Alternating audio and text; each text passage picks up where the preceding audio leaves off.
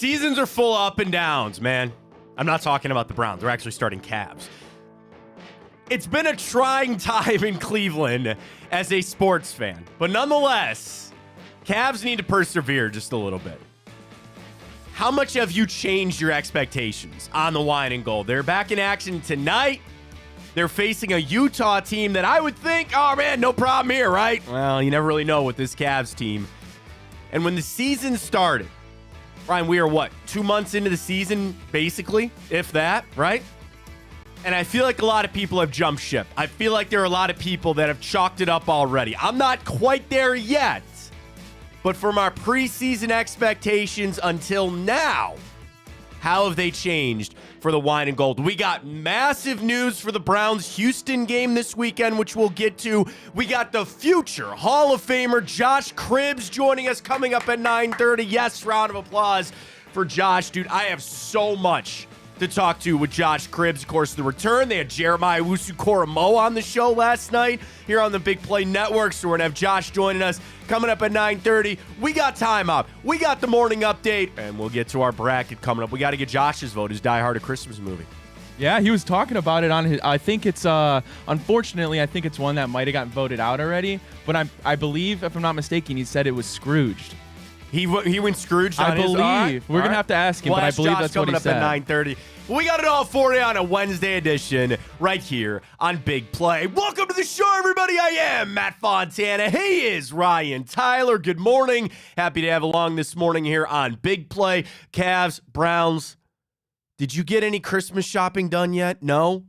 So, okay. I'm checking on things to get delivered. I am in the final stage of things getting delivered. Ryan hasn't even started. I was debating if I was going to go after work today because I'll be here till around 2. Oh, that's a great idea. Go to the mall on the Wednesday before Christmas. But luckily, good luck. Luckily, like I haven't gotten the stuff yet, but I have my map and routes all planned out because I only have a small family, so all I need to get is stuff for my dad, my mom, and my brother. Okay, that's so I'm thinking I'm either going to go today after work or if not tomorrow because tomorrow's my short day. Tomorrow's my short day. Why not do what you can do? Tomorrow's my short day. What is It's all part of the plan. Say on SpongeBob? It's all He's part like, of the plan. why do today what you can do tomorrow? And then Mr. Krabs goes, well, what's tomorrow except today's tomorrow? So whatever, you know what I mean? Yeah. When you said yesterday when we were talking about it, you said, what'd you say to me? I told you I was like haven't shopped yet. You're like bold strategy. I just like replayed that in my head and it reminded me of dodgeball. Remember bold strategy, Cotton? It's a bold strategy, Cotton. We'll see if it pays off for him. We'll see. So Ryan's got his holiday shopping going for a lot of people. I know early week. So if you're joining us at home when you're normally in the office, appreciate you spending a few minutes of your morning with us here on Big Play. It's interesting for the Cavs. You know, I get excited when they play. It's like the Guardians. You know, the Browns are different. They play once a week. But when I get home at night and I have a Guardians game to watch, which you do most nights, it's exciting for the Cavs.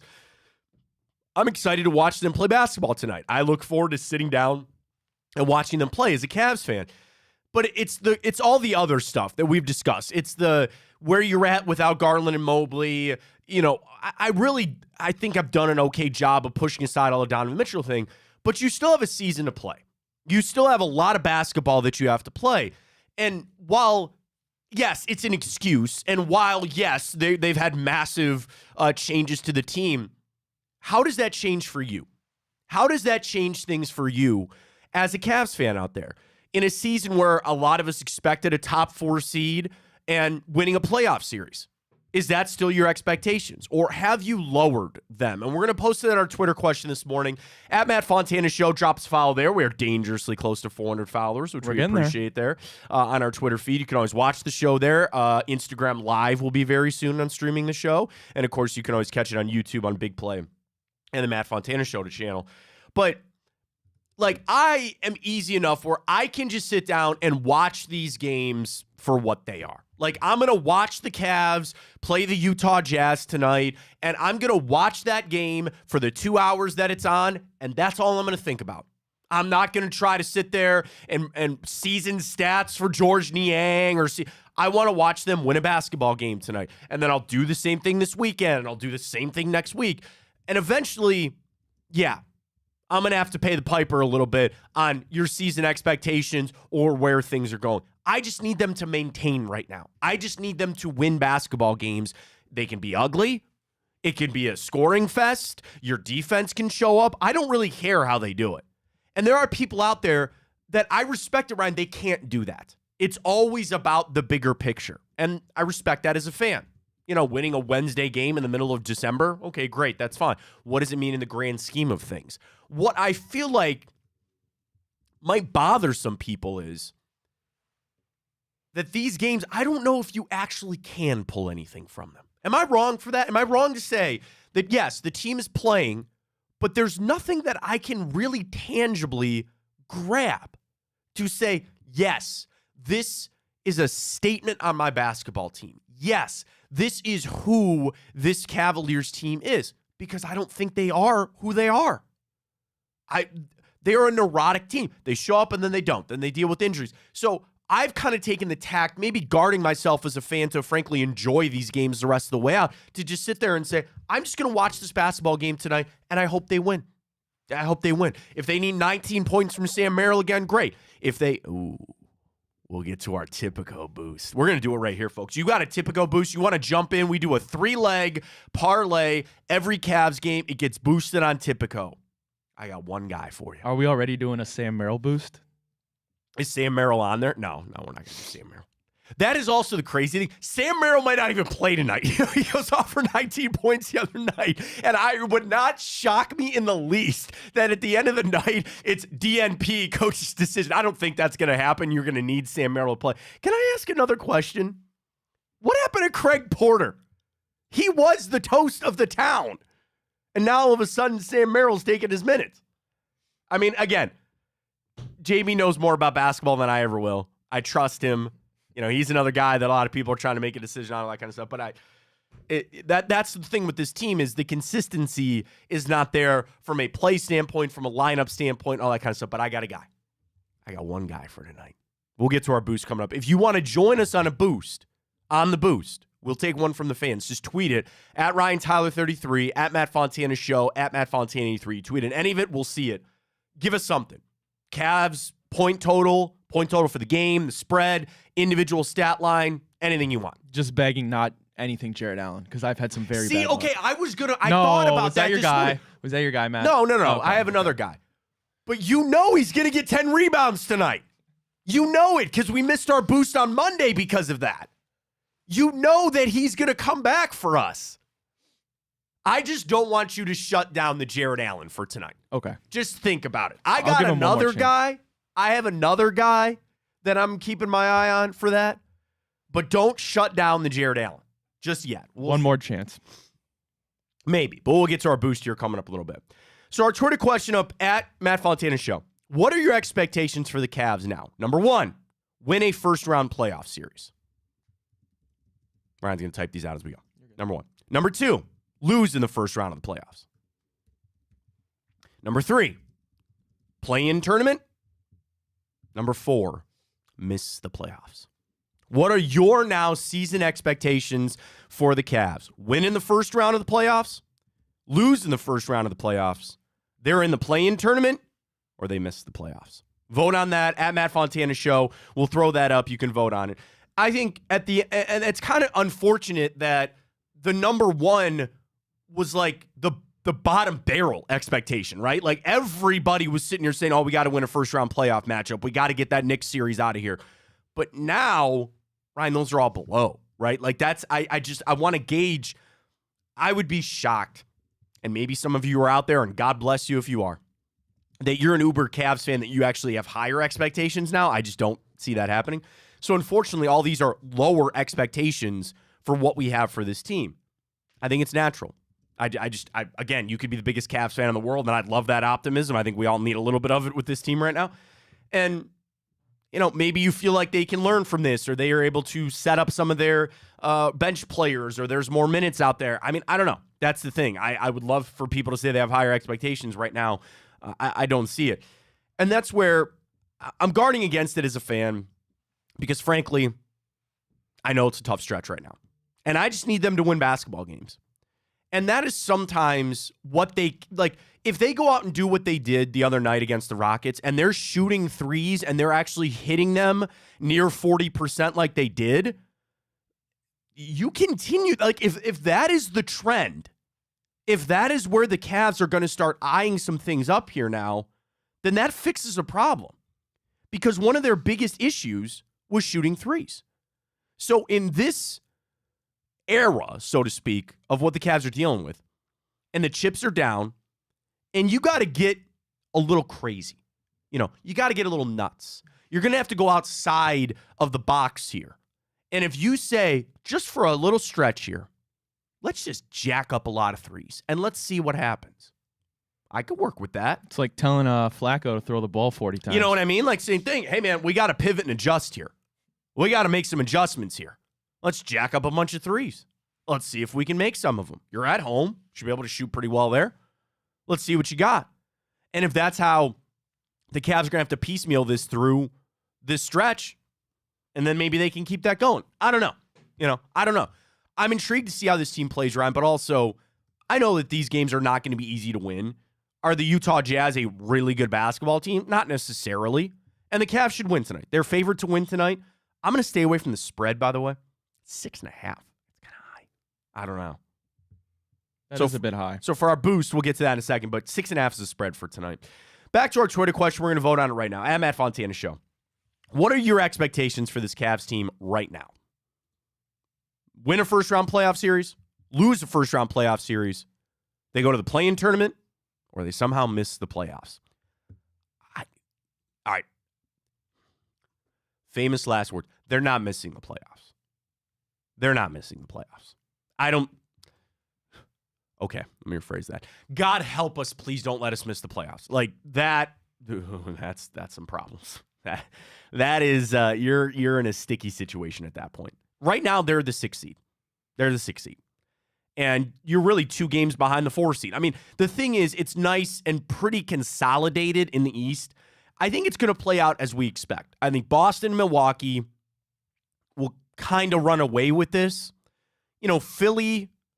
I mean, here's the thing. If I told you that the top 6 teams in the East right now were Boston, Milwaukee, Philly, Orlando, the Knicks, and the Cavs, take the ordering out of it, the only surprise would really be the Orlando Magic. And you might have thought that might have been Miami, who, by the way, is in the 7th seed. So they're right there.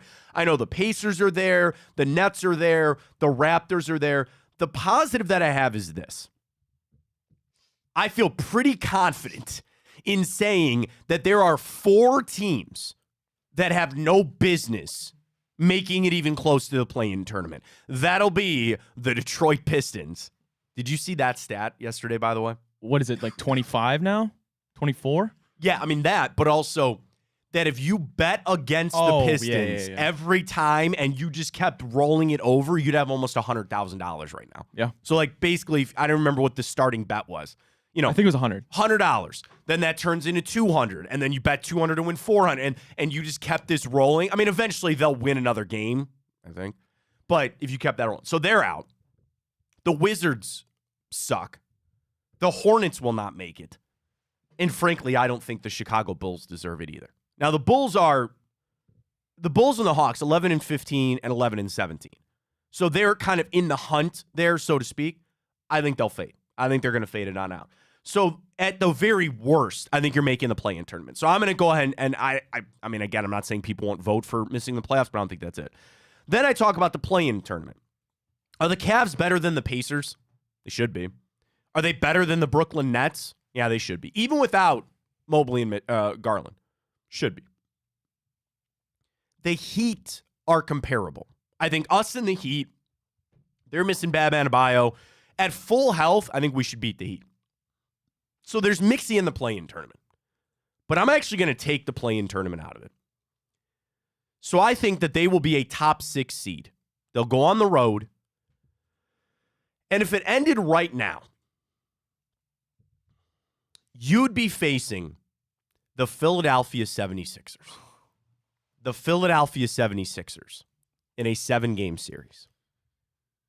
The look on Ryan's face was one of pain. It was. And anguish. The 76ers are a kryptonite. I don't know if you roll, like every time, Joel especially Embiid's a lot of people's in kryptonite. Philadelphia, I don't see the Cavs winning a single game in Philadelphia. And it's impossible when you have the biggest foul merchant on planet Earth and Joel Embiid flopping his body around, falling down and throwing up layups and getting calls. Yeah, it's impossible to beat them. They're a good basketball team. I think Tyrese Maxey is a very good player too. You know, that's the thing too. They made it with some other, like, they're a good team. So that's why I unfortunately think I have to say losing in the first round. And if that happens, we know the conversations that'll be had this offseason, all that. That right now is my expectations. I don't think the sky is quite falling yet, but I think they'll make the playoffs. I think they're going to stay out of the play-in tournament, make it, and it'll be dicey in the first round. That's my vote. Ryan, cast your vote. Where do you think the Cavs' expectations are for this season? I mean, at this moment, my expectation, I would say, would still be for them to win a first-round playoff matchup.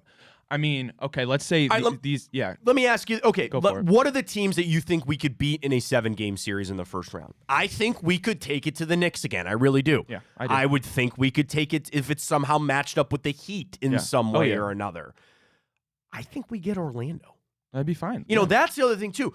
If we just jumped a half a game, then we have an opening. You know what? Gosh darn, I want to change my vote. Well, see, yeah, that's the thing. I might change my vote here. It's like it's too early in the season for me to consider seeding as part of my... Yeah, right, exactly. Right, so I would say right now I still expect them to win a first-round playoffs because they still have the capability to do that. I hope that these next 6 weeks, obviously it's unfortunate that we have to be without 2 of our 3 best players, but if anything, I want to take this next 6 to 8 weeks as a measuring stick to see what we have on this team outside of that, because if we don't have anything there, then nothing even matters. We're not going to even make it out of the first round if we don't have that depth and people don't pick it up. People like Karis LeVert, people like Niang, people like Ty Jerome hopefully comes back, but people like Sam Merrill, people like Craig Porter, right? Mm-hmm. The teams that go deep are the teams that have that bench depth, and you saw that we clearly lacked that last year. So if anything, I'm going to take this as a measuring stick to see how good we are in adversity without our best players and see what we have going forward. When you make the playoffs in the NBA and you got to go on the road, defense and your bench are what win those. Yes, you need star players to get you there, no question about it. You need bench and defense if you want to try to go win a championship. We know that. We saw that certainly with the Cavs. They needed to make stops when they did, and they had a really, really, really strong bench, back in the day. Cavs could find some, and that's another positive on this too. You are getting minutes on these guys. You're getting minutes for some of these guys to be like, hey, can we trust you coming down the stretch here? Are you going to fill a role that we need on this team right now? Absolutely. To go back to the standing thing, would you join me in the belief that the Celtics, the Bucks, and the 76ers would be the only teams in the East that you would feel like the Cavs couldn't beat in a playoff series? Would you agree with that? That I feel like there's no way they could beat. Right Celtics, now, Bucks, 76ers. That's it. That's assuming because we're not going to have a home advantage. I'm just talking about more of like the odds then would be you're like that's 3 of 12 playoff teams or 10 playoff teams. You know what I mean? Those are the 3 teams in the East that I would say are definitely in a tier separate from the Cavaliers. Yes. Right. Yeah. So that's where you would say maybe positive. You feel better about the rest of the. Yeah. I guess my whole point is there's not 7 teams that I sit there and I go, we really couldn't take it to the Pacers. We couldn't take it to Orlando. So the Cavs certainly have a point right now where it's going to be tough sledding. I think we all know that. And we'll see. I'll get to NBA power rankings a little bit later. Those came out yesterday. We'll talk about where the Cavs are at. But let's talk about some big news with the Browns. We got Josh Cribbs coming up in 10 minutes. We're going to talk about this with Josh. Maybe another gift from the football gods. Yeah, no kidding. CJ Stroud might not play this weekend, folks.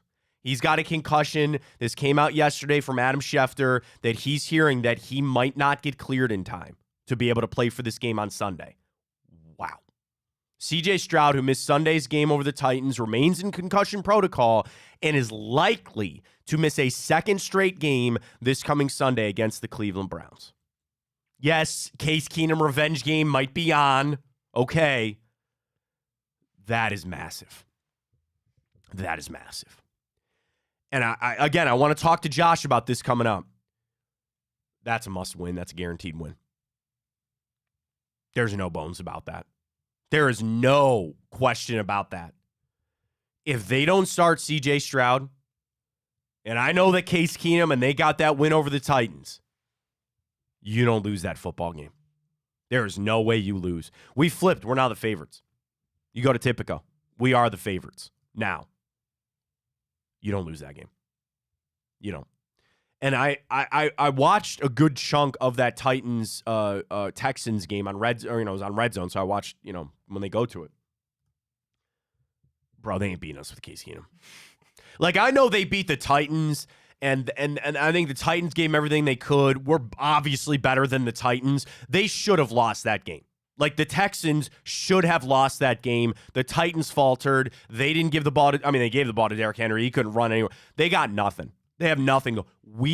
Without C.J. Stroud, if he does not play in this game on Sunday, that is a guaranteed win for the Cleveland Browns. I'm not saying it comes off pompous and it comes off cocky, but I'm just telling you that is a fact. And I say that it's hard to do this, with the utmost amount of respect for the Houston Texans. I say that where this is not something that you can just roll the footballs out and show up. You give them your respect. They have some good players. I'm going to watch if Will Anderson plays in that game. That's going to be a big one to watch too. But if they do not have C.J. Stroud, the Browns will win that football game, and they damn well better, and I believe that they will.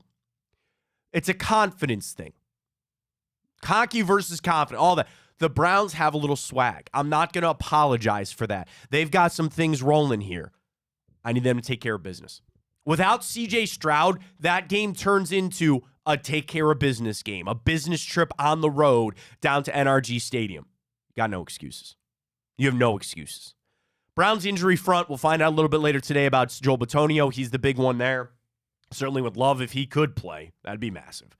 But still, they don't have C.J. Stroud for that game.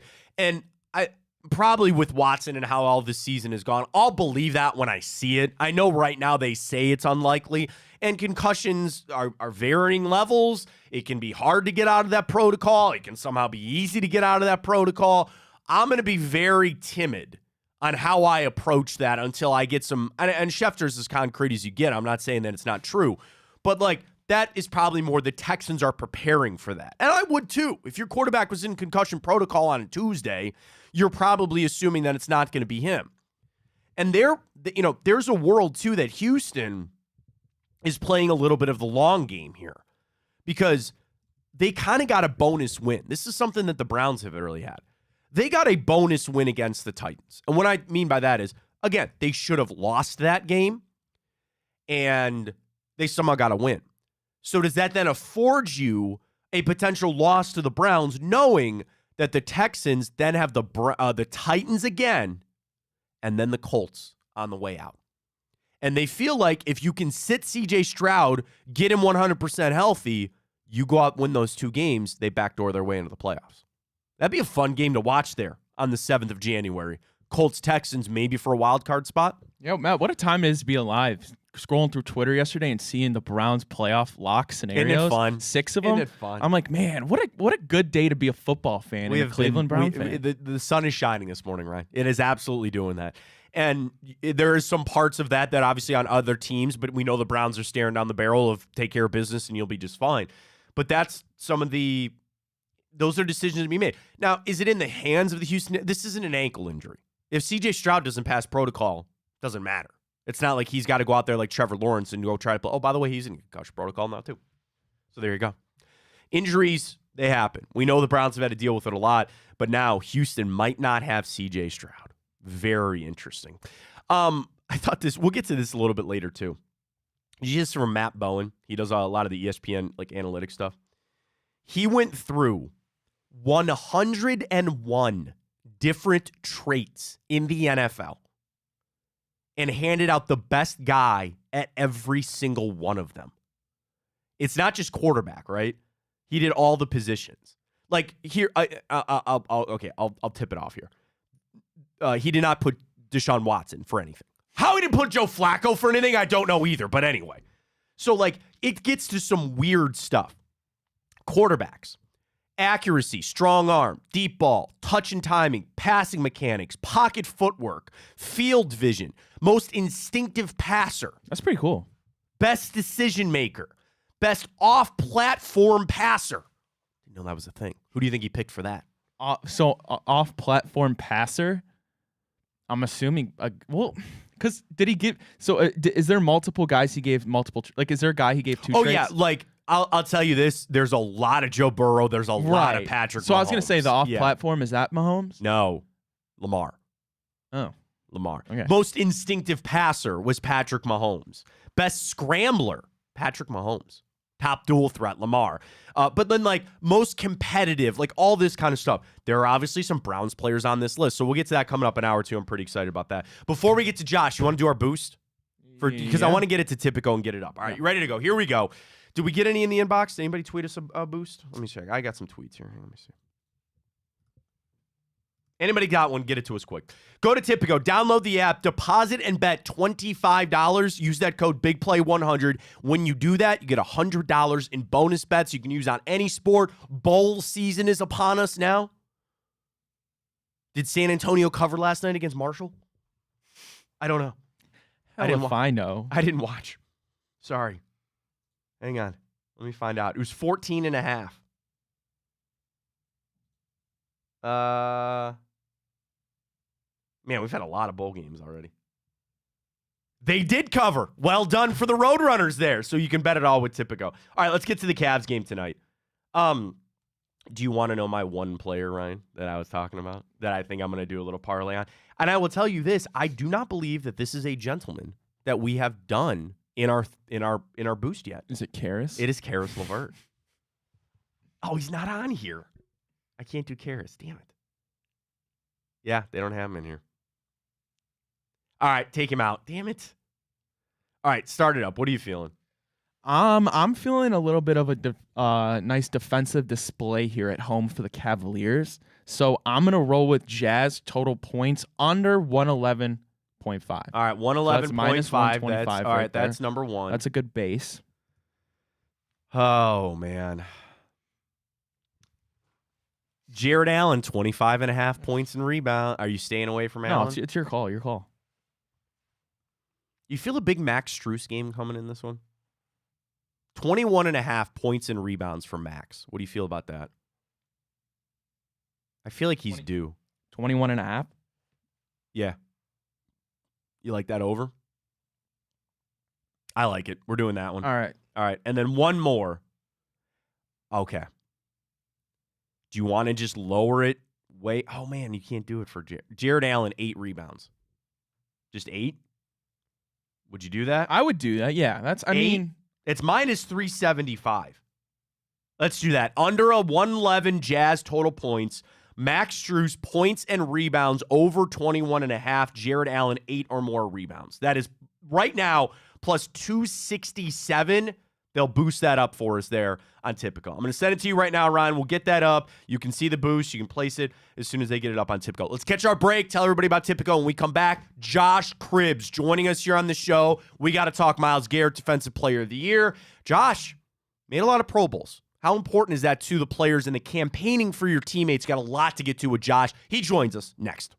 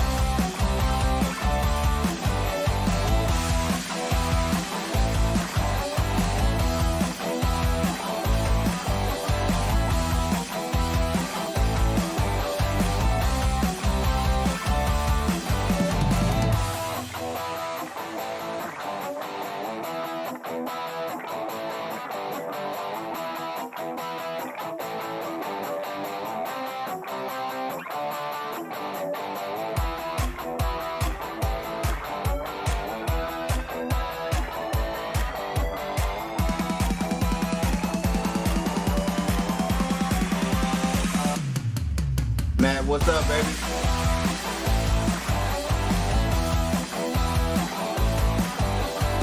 Matt, can you hear me? Welcome back, Matt Fontana Show. The future Hall of Famer Josh Cribbs joining us. Josh, we really appreciate the time with you this morning. Can't wait to talk some ball, man. But you got to shout out. You guys had Jeremiah Owusu-Koramoah on the return last night. Watch it. It was fantastic. Everybody sees the return on Bally's. They see it here on Big Play. Kareem Hunt, Jeremiah Owusu-Koramoah, you guys get the guests there on the shows, man. We appreciate your time. Definitely, man. I'm excited. Talking to the guys, getting a deeper look into the game from players' perspective right now. It's different from when I play. It's a different generation. And this team is finding a way out of no way to win despite all the injuries they're facing this season. It's been crazy. And Josh, we got to talk about a lot of that. There's so much coming up, for this season. But I want to bring up one injury thing because there's a report out now that CJ Stroud might not play this weekend. And we were discussing, I got to ask you as a former player, in that locker room, what does that change? Is there anything like when you get that? I'm sure the players hear that. I'm sure the coaches got to prepare. What's that like in a locker room when you hear you might be facing a backup quarterback this weekend? Right. So during the work week, all the guys are honestly focused on their specific jobs. They're giving responsibilities, green dot players. If you're an offensive guy, you're giving green dot players that are on their defense. So you're kind of focusing on the defensive coverages, what they like to run versus your packages. And on the defense side, when you learn that CJ Stroud may not play, that changes the scheme sort of. Are we going to rush upfield so much with Myles Garrett and Za'Darius?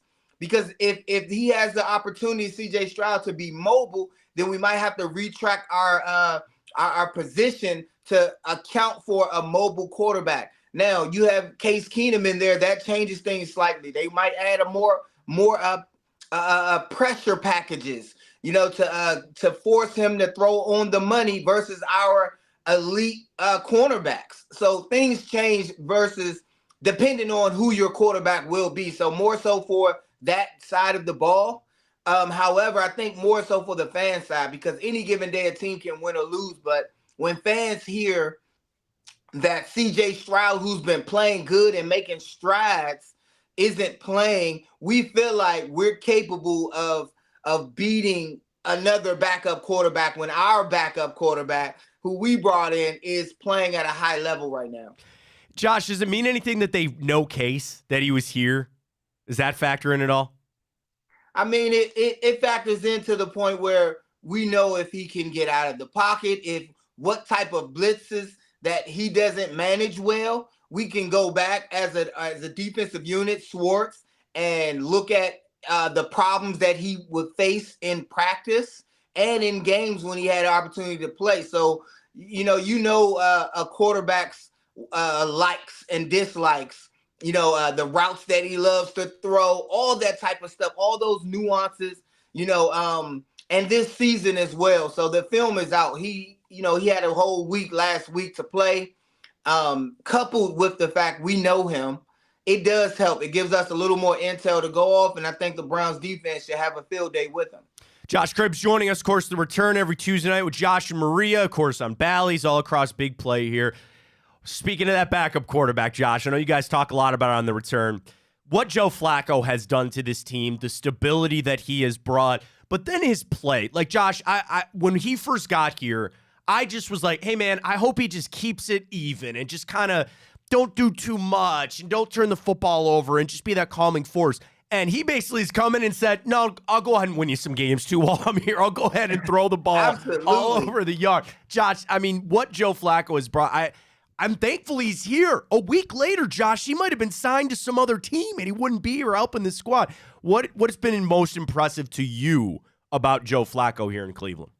I mean, you said it. When you get a backup quarterback, you're trying for it not to be a step down from anything you had previously, and you try to manage. So everybody expected a quarterback that can manage, sort of like Jacoby Brissett, when you knew there was more to the offense, but you had Jacoby Brissett, so you had limitations. And even Jacoby Brissett outplayed our perception of him. He played really well, but then you have Joe Flacco coming in on fire, throwing it down the field, throwing passes on the money. So, this elevates, fan perspective, the coaches' ability to, dive into the playbook, because this is the type of offense, the type of quarterback that Coach Stefanski wanted. Remember, he comes from the Minnesota Vikings. They didn't have a mobile quarterback. They had a pocket passer. They had somebody stand in the pocket, play action with Dalvin Cook when he was there, because they had good running backs, and then throw the ball all around in a dome.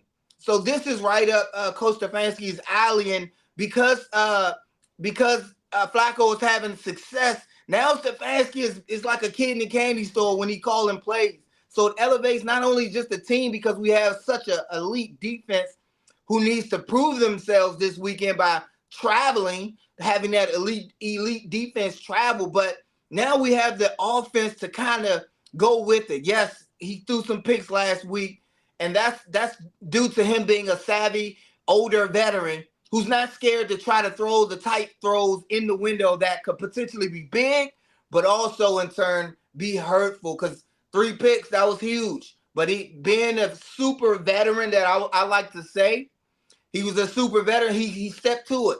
He stuck to it, and he kept working. He kept working and found a way at the end. That's the Super Bowl quarterback. That's our backup quarterback. That is Joe Flacco. I love it, Josh. We're not going to call him old anymore. He's the super veteran. I like that a lot. Super veteran. Yes. I love it. To the other side of the football, Josh, I sense the frustration growing with Myles Garrett. I sense it with Coach Stefanski. He's not getting these holding calls. And I know they keep, sending it into the league, and they send these cut-ups in for review when the league says this. And I know Coach Stefanski talks to the refs before the game. Josh, as that former player, do you really expect the league, like of all your years playing, would you talk to refs before the game? Would you have coaches that would say stuff? Does that actually ever work? Like, Josh, I'm so frustrated. I can only imagine how frustrated Myles is. And my fear is that nothing is going to change on these holding calls for him. I get that, and just to speak to the refs, I used to, the coaches used to, but I fear Myles Garrett is in the point of his career where he's not being specific enough to the refs. They have a lot on their plate. So they're looking at they're looking at grown men tussle in the trenches, and they don't always get it right. Matter of fact, they never get it right to the extent that fans are acceptable of it. Myles Garrett needs to look at his own film, at the guys holding him, and specifically go to refs before the game, during the game, halftime, and let him know, and let each ref know who's responsible. You can't go to any ref. You got to go to the back ref, or the ref right behind the linebackers, specific ones that are looking at your potential holding calls. And when because we know as athletes which ref is responsible for which call. So they have to go to them and specifically say, hey, when I do my moves, they're going to hold me, and for a flash, they're going to stop my momentum illegally. Watch for that. It's going to be a tug under the pad, or a hold right here. Just watch for this hold. Is this a hold? Can you agree, ref?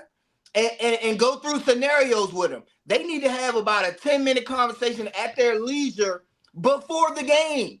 And this is why they're walking around, because the refs are out there too. Right, yeah. So they need to have these conversations. Like you're talking about, watch his left hand. He's going to hold me with his left hand when I do this, or watch that specific. It's got to get to that, Josh. You're right. I know the refs, they're always going to get the raw deal because they can't see everything, and we want the eye in the sky. But it's at a point where, do you feel like it could be the flip side too, is that now that they've brought it to attention, that it could actually be even worse now against Myles, and maybe the referee's going, hey man, you keep saying this, we're not going to give you any other calls. Like, the old thing of the squeaky wheel gets the grease and all that, but sometimes the nail that sticks out gets the hammer too. Do you feel like that could be the other side, where these referees say, man, you keep saying stuff, we're not going to give you any calls? Absolutely. Especially the way he is speaking in press conferences.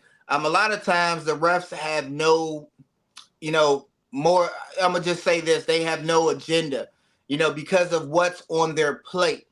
It's just the fact that if they don't, as a ref, because they get graded too. Right. The refs get graded and then they advance. When I mean advance, they get to call more important games. Monday night games, Thursday night games, AFC championships, playoffs type caliber, and then they make more money. So it behooves the refs to get the calls correct, because what a lot of people don't know, when they do mess calls up and it's blatant and it's obvious, because they have to watch film, they are beholden to the NFL. They send letters. The NFL actually sends letters in response to certain calls that weren't made during the game.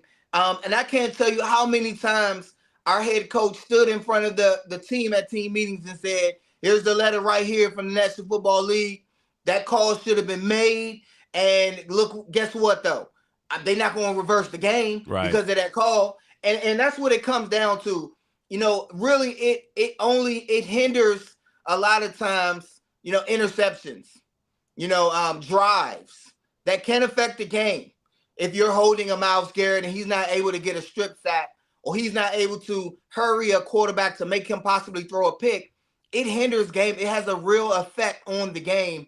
And Myles has to stay pertinent. He has to stay consistent, voicing his opinion. Take the 25,000 hit.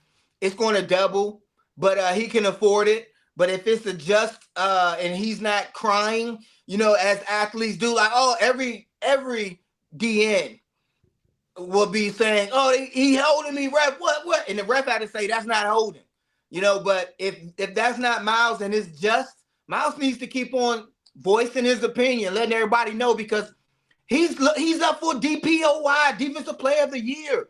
And he did some incredible things this year, jumping over a kickoff, a field goal guy to block a field goal right up the middle.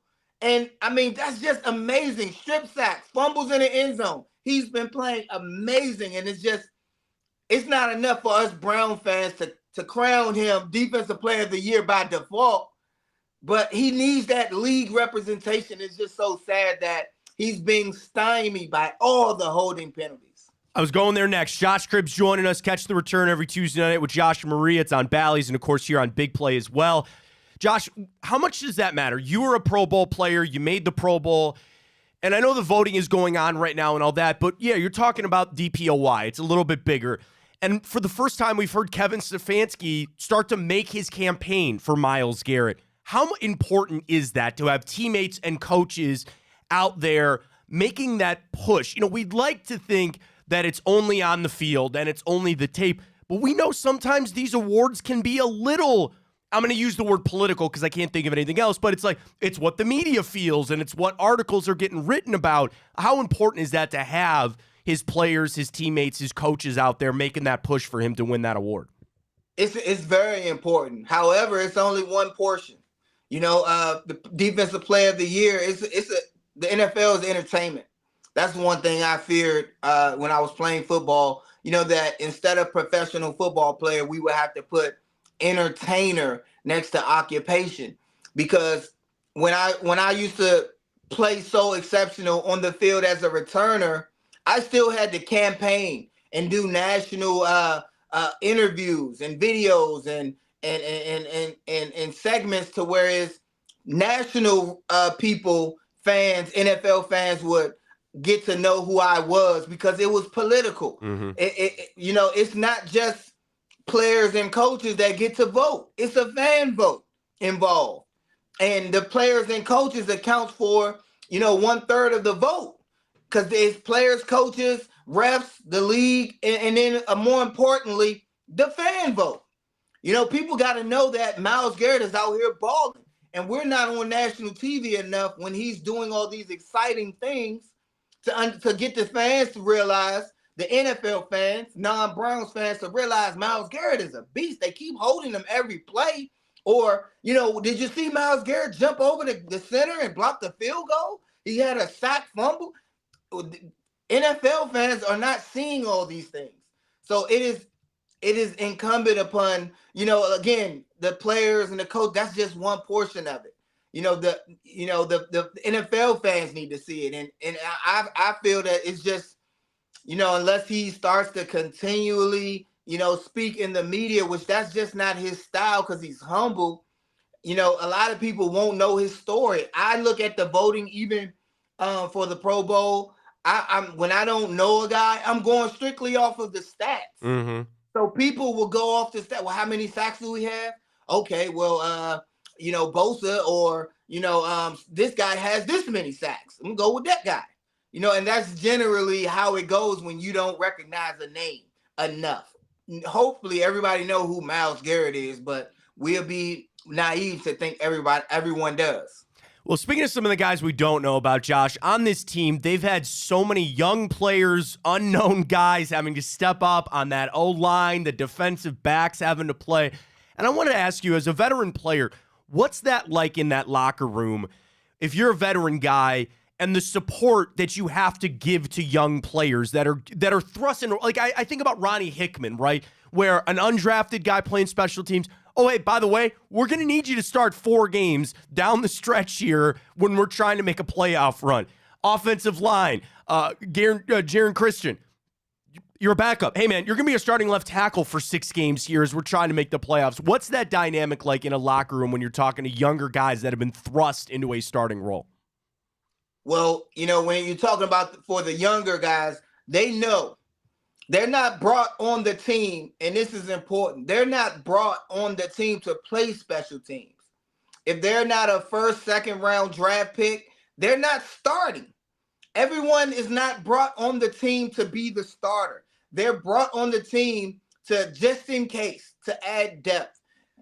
Shout out to Andrew Berry that he has a bunch of guys that are capable.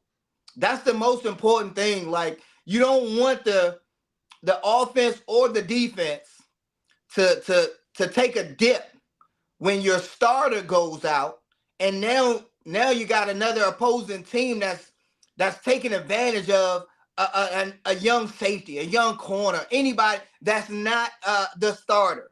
So it's incumbent upon upper management. That's why you give a shout out to the upper management when the guy behind the starter is playing well, because if he wasn't, then you got to say, hey, our general manager, our, upper state, they need to do better, in getting guys in here who can actually play. But the special teams unit is made up of a bunch of guys who've never played special teams before on their respective teams in college, because they were the man, or they were that guy on their prospective college teams that they're just waiting.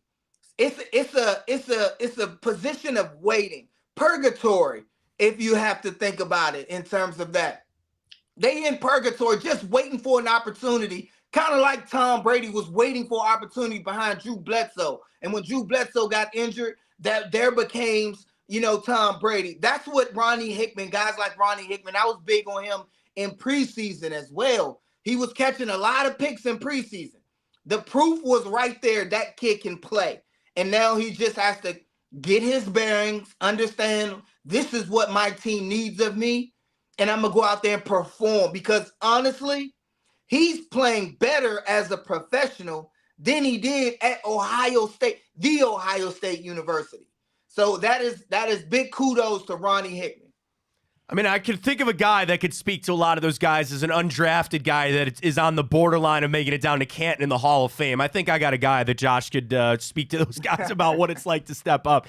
Josh, got to talk some basketball quick. Our question this morning is a little surrounding the Cavs. Have you changed your expectations for the Wine and Gold? We know it's a really tough stretch right now for them. Do you still think they're a playoff team, and if they're going to win a playoff series this year? I still think they're a playoff team. However, as things transpire through the season, I didn't like the feeling that I got last season when they were in the playoffs playing the Knicks, and I felt like they were the better team. And in the end, I felt like, they need more. They just needed a little bit more help, or for guys, those young guys, to step up. So, but they've been having injuries. They've been banged up, and we're not so sure. But they are a playoff team. What they do when they get there, that becomes the issue. And I'm not sure that they have enough, despite things that are transpiring throughout the season, to make a deep playoff run. But they are definitely a playoff team. Josh, appreciate the time. Final thing before we let you go. I know Ryan was discussing this. Your vote for our bracket of the best holiday movie, you were going with Scrooged, I heard, is your favorite. And is Die Hard a Christmas movie or not? I like Scrooge, but I like Home Alone better. I do love Home Alone too. Yeah, you can lock me in for Scrooge because I'm not a kid anymore, even though I still love Home Alone. But Die Hard being a Christmas movie, I'm on the fence. I'ma say no, only because I watch it all throughout the year. Fair enough. That is as opposed to the other movies. Right. I only watch during Christmas, and they only come on. But that Die Hard is set during Christmas, so I'm on the fence. I'm willing to be swayed either way, if depending on the argument. How about that? I appreciate it, Josh. Well, first off, happy holidays to you and the family. Really appreciate your time this morning. The return every Tuesday night with Josh and Marie, just in the last 2 weeks. Kareem Hunt and Jeremiah Wusu-Koromoa. If you're not watching the show, you're missing out. It's on Bally's. It's on Big Play every Tuesday night. Josh, always love talking ball with you, man. I really appreciate it, bro. Thank you, man, for having me on, man. Go Dogs, baby. Go get him. There he goes. Josh Cribbs, future Hall of Famer, and, of course, Big Play, the return, the absolute best. He's not wrong about Die Hard. You watch that throughout the year. I get it. I would sway and say that there are Christmas elements to it, so I like where Josh was coming on that. But some of the things he said, so right on about the young players having to step up. And like he said with Miles, it's you really kind of, Josh's point was so right where he goes, the money that he's spending. And I thought about that, Ryan. Cost him $25,000 last time. It's going to cost him $50 this time. But that could change a game. And I know that Myles Garrett in 2 seconds would spend $50,000 in a fine if that meant that they won a game. And it really got me with Josh too when he said it could be one play on the game-winning drive. It could be the game-winning play that he doesn't get there because he's getting held. And if they're not seeing it and they're not making that call, you could lose that game. And that value of continuing to bring this up is massive. And listen, Miles is a really smart guy, and I know the Browns are. I want to send them that clip from Josh of be specific. Like when you talk to these refs, don't just sit there and say, hey, man, they're holding me. It's when I do this move, they're going to do this. And watch. And when it happens, then the ref will have no choice to be like, oh, yeah, man, he was right. Yeah. You know, when I do that spin move, they're going to lock me up or watch his left hand or watch him get his hand in my face on this play. Yeah. We might need to send that to the Browns, man. And I don't know if you remember, Matt, but last year there was a clip that went pretty viral. It was Kyle Shanahan on the sideline, and the ref sitting there, and he's saying, listen, my guy's going to run this out route. He's going to hold his left hip on his break, and he's not going to allow him to go. That's exactly what happened. And the ref, he was like, ref looked at do the flag. He goes, but I Matt, don't have a choice. On your point about, like you and Josh were saying, right, because there's one of two ways that bringing up the missed calls goes. It's the refs recognize that and they're more aware, or the sour side where, hey, dude, stop complaining. We're calling it, and we're already calling it how we feel enough. This is getting out of hand. You hope that's not what happens, but like you said, that's so big which way it goes because we've managed to pull out these wins despite them not giving Miles these calls. So hopefully if the refs start on the good side that we want, saying, hey, man, we're missing these calls, we're seeing them now, maybe that'll help us in the playoffs, man. And like you said, just one call on a game-winning drive changes everything. In essence, you are saying the referees are bad at their jobs. And that's a shot. And that's exactly what is happening when you are bringing attention to this, which is why the NFL fines them, which is why they need to protect the referees, is you're calling them out saying you're bad at your job. Okay, most people, if you have somebody do that, what do? Blake off, man. What do you know, right? You get vengeful. You get spiteful. Sometimes it takes a big person to go, you know what? A little constructive criticism here. The thing with the NFL is, or the NFL referees, I should say, they want their constructive criticism to come from the NFL. And I will say this, and I believe this, and it's something that we even discussed there with Josh. Nothing will happen until the NFL does something.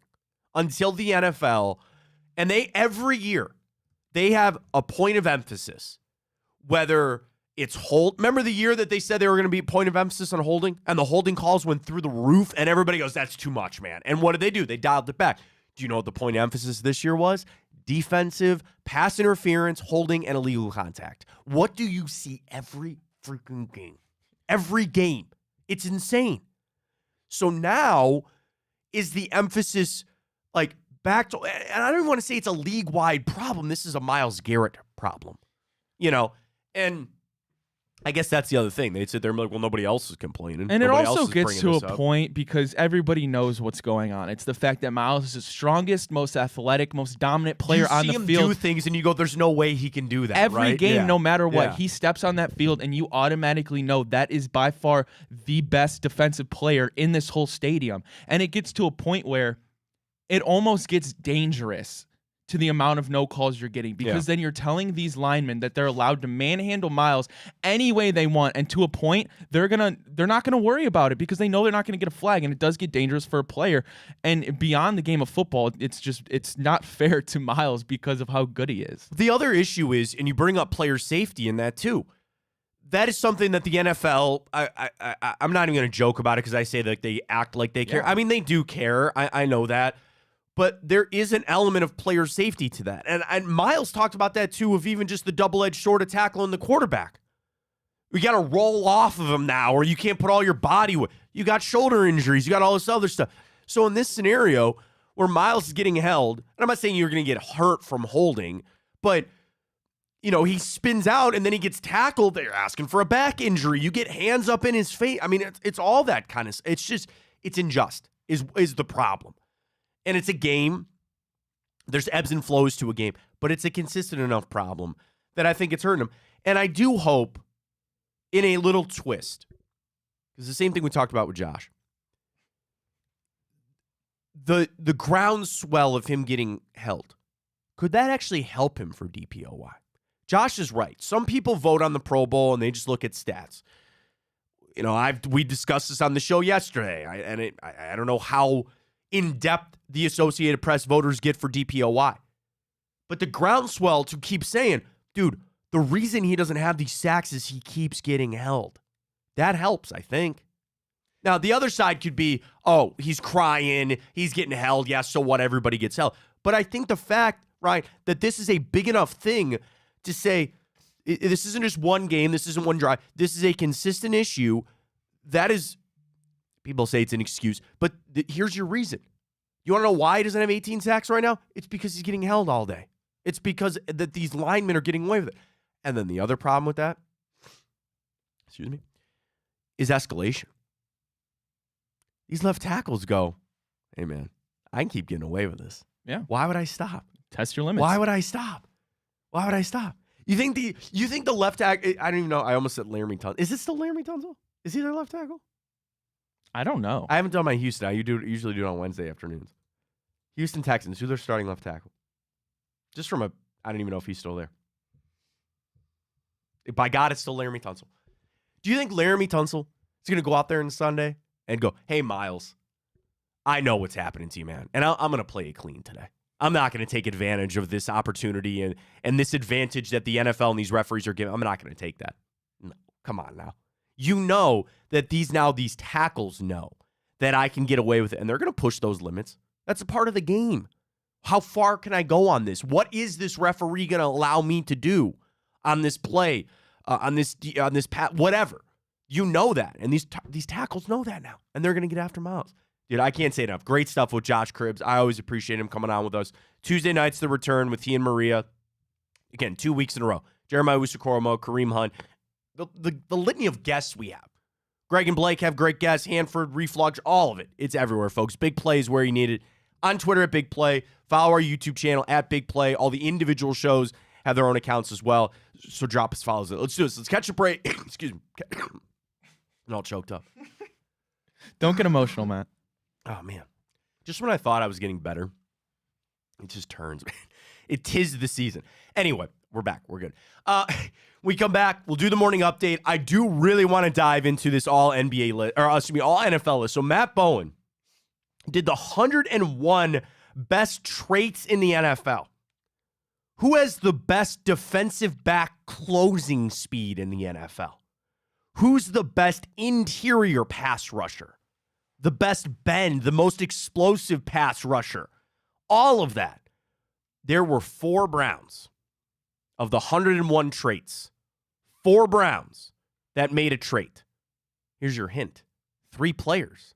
That means one of them got 2. I'll tell you who the player was. We'll do that coming up. We got the morning update. We'll get our Cavs Tipico boost up there. We got time up. A lot going on. 1 hour down, another hour to go. A lot coming up for you. Stay with us right here on Big Play.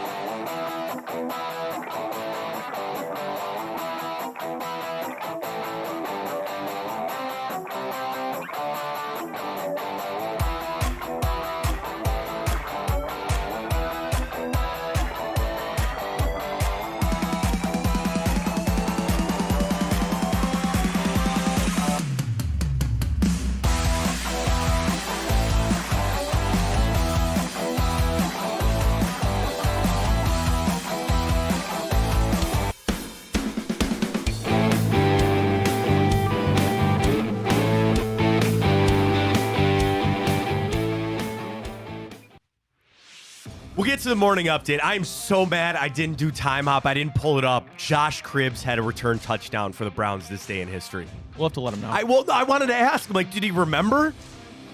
I'm sure he does. I'm sure he does. I know he's busy. Do you have his number? Yeah, I do. I kind of want to just for 2 minutes. It was this day, 2009.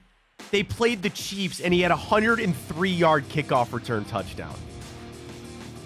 I wonder. He had to remember. We'll get him on. We'll have to ask him about it again. I was like, I started working on time hop in that break, and I was like, no, we just had Josh on. We'll get to time hop coming up in a little bit. But nonetheless, the morning update stories you got to know. Ryan, take it away. All righty, Matt. Well, the Browns might be getting a little bit of break. We know that C.J. Stroud is unlikely to pass the concussion protocol after he suffered a hit to the head against the Jets. The Browns' remaining quarterbacks, Matt, this season likely Case Keenum, Jake Browning, and who am I missing? Zach Wilson. Not a very good bunch. Who's injured, too. Again, and I think the big news, Aaron Rodgers announces yesterday that his season is basically done. Wow, didn't see that coming, right? I think the NFL, make no mistake, they're going to address this. I don't know how, but the NFL doesn't get as rich and as powerful as they are without, when they see things that they don't like. And what is the number one thing they don't like, Ryan? Losing money. How do they lose money? TV ratings, not what they are. How do you not have TV ratings to what they are? You start bad quarterbacks. It's that simple. It is that simple. That's why the quarterbacks are getting the contracts that they are. That's why the TV contracts are what they are. And as the salary cap continues to go up, that money is more and more allocated to the quarterbacks. So they will sit there, and I guarantee you, we'll have discussions. Now, one side of it will be, that is just some rotten luck. What are you going to do about, Aaron Rodgers tearing his Achilles? What are you going to do about Anthony Richardson? What are you going to do about Joe Burrow's wrist? And then there is the statement of, like, Herbert and Burrow got hurt when their teams were basically out of it, right? They were not playing well. Now, all of a sudden, Cincinnati is kind of back in the conversation a little bit.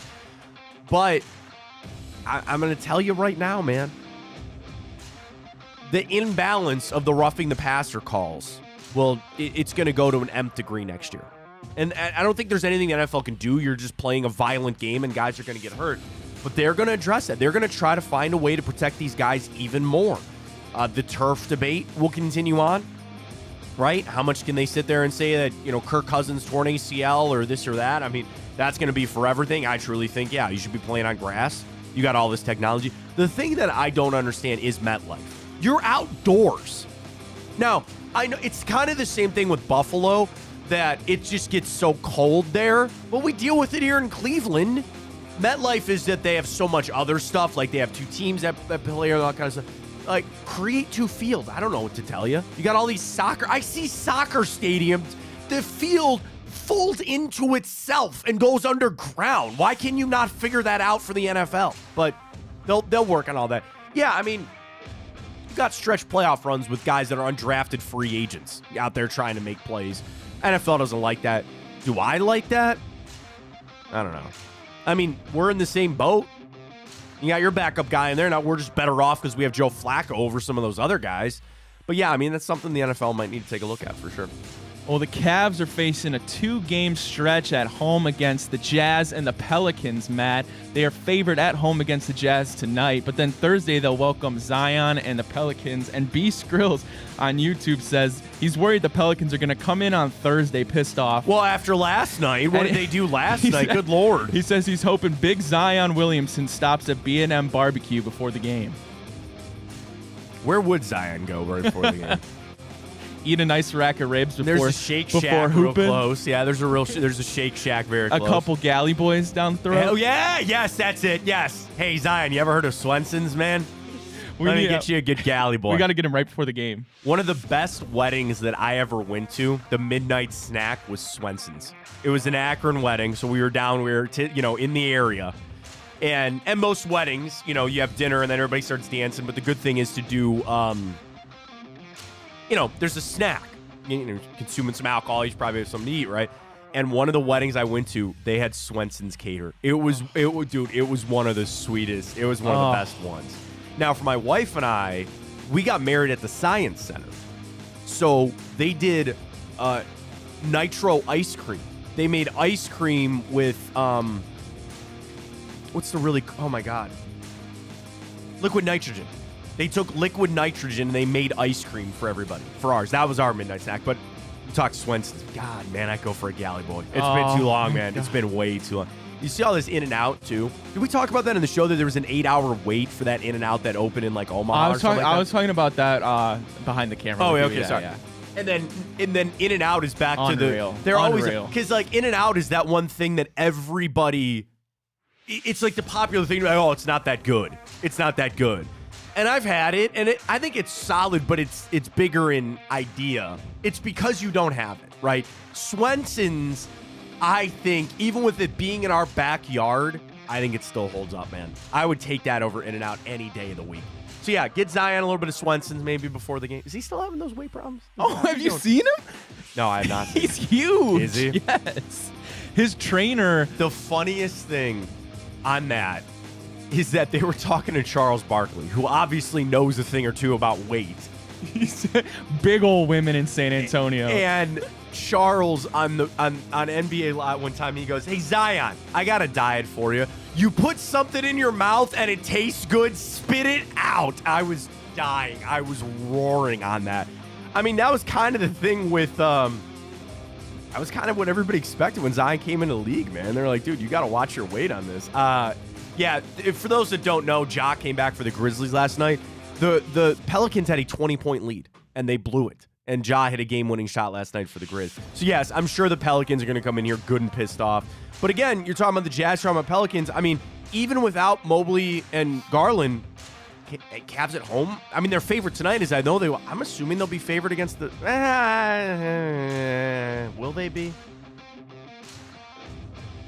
I don't know. Well, I mean, we got to see how tonight plays out, obviously. I mean, that might be like a 1 or 2 point spread, if anything. But we'll see how tonight goes as well. I like the Cavs get a win tonight and got our typical boost. Here's our 3 legs for our boost. Jazz under 111 points. Max Strus over 21.5 points and rebounds. What was our third leg? Jarrett Allen, 8 rebounds. Jarrett Allen rebounds. We're going back to JA, man. Going to need him tonight. So get on Tipico. Use that code BigPlay100. We'll see our boost, exactly what they get us coming up. Matt, I would be remiss if I didn't bring this up because you just talked about it for a second earlier, but you called basically this whole Aaron Rodgers campaign to come back as a bunch of hoopla, for a lack of better words, but now it's official. He's not coming back to play, and you knew it. Yeah, I mean, that's the smart thing for the Jets. I think it's the smart thing for Aaron Rodgers. The thing that he leaked that was interesting from the McAfee thing was that he sees himself playing beyond next year. You know, Father Time is undefeated, as we know, and you're coming off a major injury. I don't know. You know, and the thing is, I always tie stuff like that back to my Cleveland teams because I don't really care about the Jets. But the fact is that you hope that the Jets don't get it together because they could be a playoff contending team that you got to deal with. And that's something that even it's, you know, before this season, what were we doing? Oh, my God. You know, Herbert and Burrow and, you know, even, you know, we have Sean Watson, but Tua, Mahomes, like all these quarterbacks in the AFC, Trevor Lawrence, you didn't even know about CJ Stroud. Like, lo and behold, AFC, it's not as daunting as it looks anymore, right? Like, when you look at the AFC of what you thought it was in the preseason to now, it's not quite as scary. All that still being said, I don't want the Jets to turn it around. I don't want Aaron Rodgers to find the fountain of youth. But, of course, he was not going to come back this year. That was fodder. That was to you know, grow the view. Whatever. It's not a lie if you believe it, I guess, to steal a line from Seinfeld. I think he truly believed he was going to come back, realize it's not the smart thing to do. But make no mistake, it's because the Jets stink, and they're out of playoff contention. If they had a chance to make it, I think he would play. I really do. But now, dude, you mentioned it. Look at the quarterbacks you got to face on the way out here. Like, Brown, dude, no joke, man. Might be staring down 12 wins. Isn't that insane? That's crazy. That not nuts? I'll take 11. I will take 11 here on the way out. That'd be a lot of fun. Okay, well, I got to end the morning update because we got an end, if you want to call it, to the Tommy Cutlets saga. Tommy versus small business. For those who don't know, he was supposed to make a second appearance at a restaurant for $10,000. However, after his comeback win against Green Bay, he upped his price to $20,000, a price that this small business could not afford. However, it looks like a PR cover-up. He went to the restaurant anyway for free, a free public appearance, and all parties now are satisfied. I respect what he did, and I will never deny somebody their rightful pay. Like, if that's his standard. Now, was it skeezy because apparently he had a deal signed and you got to honor your contract? Yeah, sure. And he got a good amount of money, and I said that when it all happened. The pub that the place got, even with him not showing up, and I appreciate it, that's a stand-up move on his part.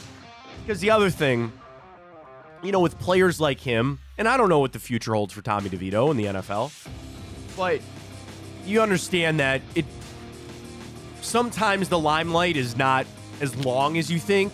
Some of these guys, when they make it, they feel like this is how it's going to be for 15 years. It's not always the case. So you need to make your money while you can, which I respect. but also the endearment to the fans. And that's something that doesn't get talked about enough when it comes to pro athletes, and I guess even to a point now college athletes. But how you treat the fans, how you're viewed by the fans, sometimes will take you just as far as being a good player, right? And look at Josh Cribbs. He's on our network now. He's lived in Cleveland. He's made Cleveland his home. He's become a media person on television. And it's, yes, Josh was a really good player, but in part because people love Josh. How could you not? He is a good person. He's a stand-up person, but he was that way while he was here, and he endeared himself to the fans. Sometimes that stuff will take you a long way. So I appreciate Tommy DeVito doing that. I don't know. His agent kind of just seems skeezy to me. Well, that's what I'm saying. So his agent is actually, he claims that he's the one that probably jacked the rate up. But he claims there was no contract. And he claims that they didn't jack the price up. But then the store owner came back and said, that's not what happened. And I get it, because then they'll take that to court, and just be wary of people that don't believe in a handshake anymore. That's a good rule to live by. Don't be wary of people that don't take it at their word. Be a person. Be a man, be a woman. Step up and honor your word. You said you were going to be there. You said that was the amount. That's as good as a binding contract, in my opinion. That's how it should be. I don't know, court of law, not necessarily. But that guy seems skeezy. I guess maybe find me an agent that doesn't. I don't know. I don't have one, so I couldn't tell you. All right, let's head over to ESPN. A really interesting article, I think, from Matt Bowen. So Matt Bowen does a lot of fantasy football. He does a lot of the analytics work. And he did 101 different traits of NFL players. And like some of them are pretty standard. Strongest arm in the NFL, Josh Allen. Yeah. Most accurate passer, Tua Tagovailoa. But then some of them are, a little more like next level down. Best off-platform passer, Lamar Jackson. Best scrambler, Patrick Mahomes. Did not pick anything for Deshaun Watson. Running back, he didn't pick anything for Nick Chubb because he's not playing, right? I honestly, okay, the next thing, I didn't think there was going to be anything with the wide receivers. There wasn't. So there were 4 Browns traits between 3 players. One guy got 2, and I'll tell you who in a second. There wasn't anything with David Njoku either. Tight ends, they put him in with the pass catchers, so I think that was hard. Best 50-50 ball, George Pickens. He makes some nasty catches. I can't lie. Guess. He does. He has some highlight reels. Best receiving instincts, Travis Kelce. Best hands, Amon-Ra St. Brown. Best blocking tight end, George Kittle. That is correct. Best seam stretcher. In the whole league? Oh, God. Best seam stretcher. Tyreek? No. Mark Andrews.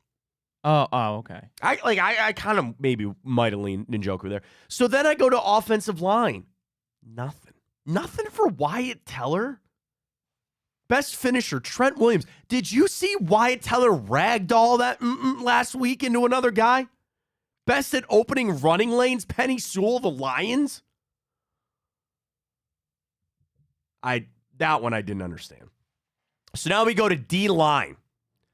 Fastest closing speed to the quarterback, Micah Parsons. Best speed to power ratio, Nick Bosa.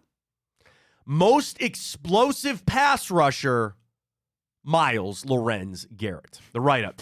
Garrett combines full body power and agility to produce high-end numbers off the edge. His pass rush win rate is a 29%, ranked second, only behind Parsons. He has 13 sacks and 4 forced fumbles. So there's your first one for the Browns.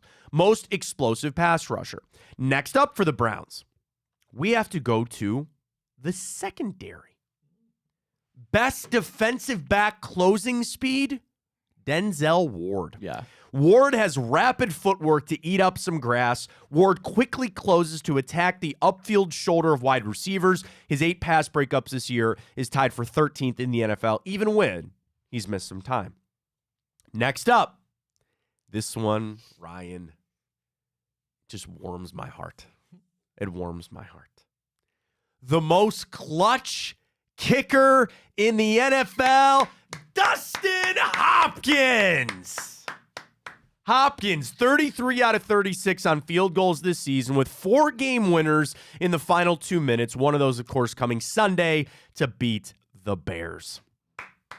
Good for D-Hop. That makes, dude, we've been searching for a kicker, but it's not even just that. He's, according to Matt Bowen, the most clutch kicker in the league, which is cool. And then the final one, the best kick blocker, Myles Garrett. I think pretty much just that one over the Colts. Yeah. That's pretty much it. Best holder, best punter, kick coverage man, I thought was all interesting. What are some of the like other kind of more mainstream ones? All right, I'll go back to the top. Let's go. I'm going to run through quite a few of them here. Best passing mechanics, Joe Burrow. Best pocket footwork, Brock Purdy. Quickest release, Tua. Best field vision. Best field vision? Well, I'm going to guess. Okay. People are going to hate on Dak. No. Another guy a lot of people think is overrated. Jalen Hurts? No. Currently injured. Kirk Cousins? Kirk Cousins. Most instinctive passer, Patrick Mahomes. Best decision maker is Dak. Best pocket presence, Joe Burrow. Best off-platform passer and dual threat is Lamar. Best scramblers, Mahomes. The toughest quarterback in the league. Jalen Hurts, I would say. That dude can take a hit. They gave it to Matt Stafford. He's been bruised up. I mean, the problem is that he's always hurt. Yeah. Like, that's the biggest issue, is that Stafford is always hurt. And there are times that, I mentioned this about the Rams game this weekend, like, every drive, I think he's going to get hurt and he goes out. He's got a hand, he's got ribs, he's got all this stuff. So toughest quarterback is Matt Stafford. Most competitive quarterback is Jalen Hurts, as they put it. All right, running backs. Fastest running back. Fastest. Is this one kind of a kind of not like superstar? Or is He's turned himself into a borderline superstar. Borderline superstar. Wow. Because I was going to say Raheem Mostert. So they gave Mostert the most explosive runner. Okay. This is the fastest runner. Fastest runner. Well, then you could even say Devon Achane. It is Achane. Yeah, I was going to say it's 2 Dolphins. Most powerful rusher. Powerful, Derrick Henry. Best contact balance, David Montgomery. Most sudden rushers, Bijan. Most elusive is Christian McCaffrey.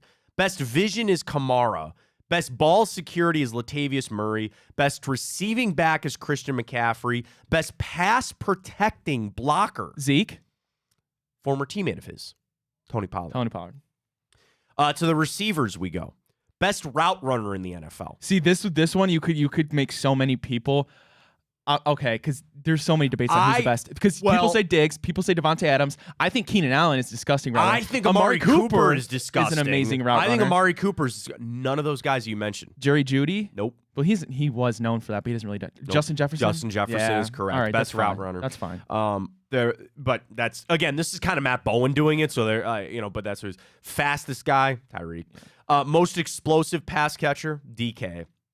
Most physical receiver in the NFL. Physical, ooh, that's a good one. See, So you would think DK, but it's not DK. Most physical. Yeah. Think about that picture. Who's the other guy in that other picture with DK? A.J. Brown. A.J. Brown is correct. Because if you didn't see that picture, those guys are just like scary.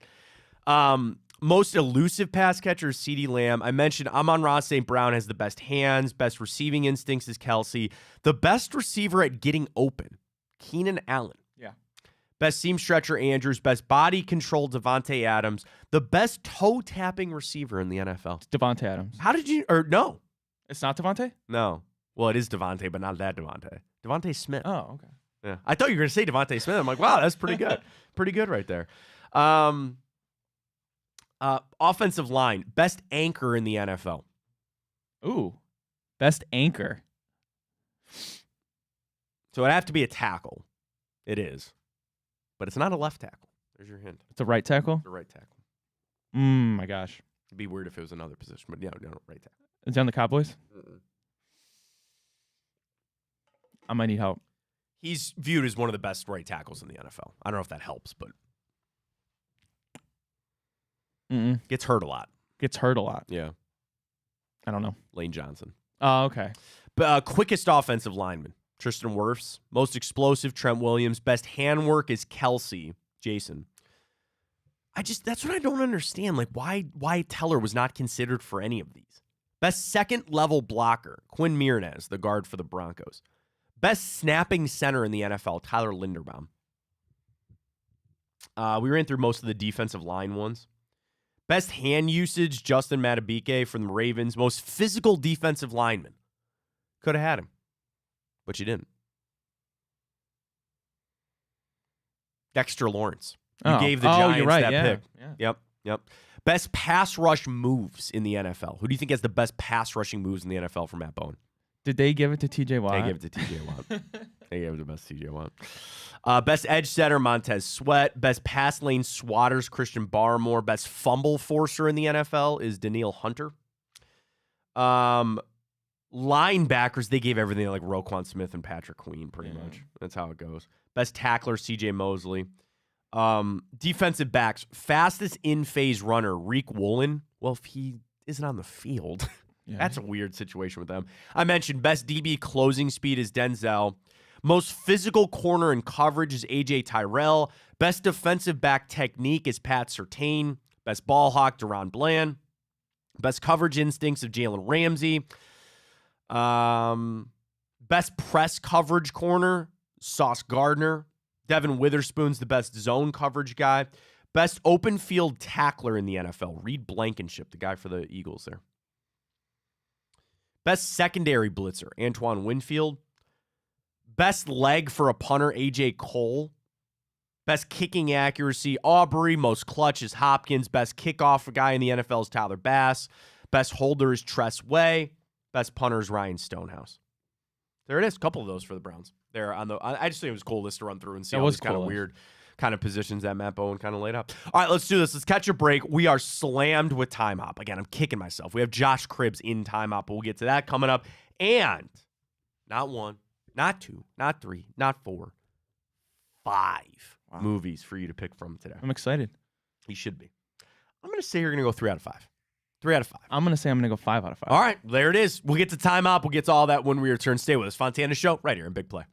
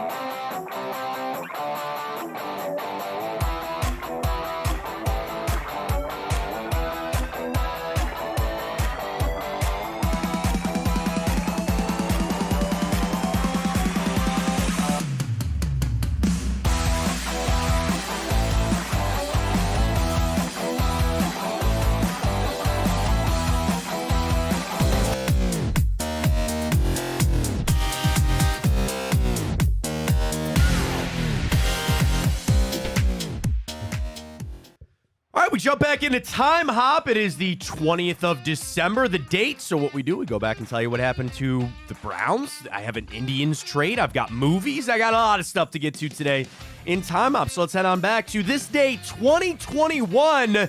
The Browns taking on the Raiders.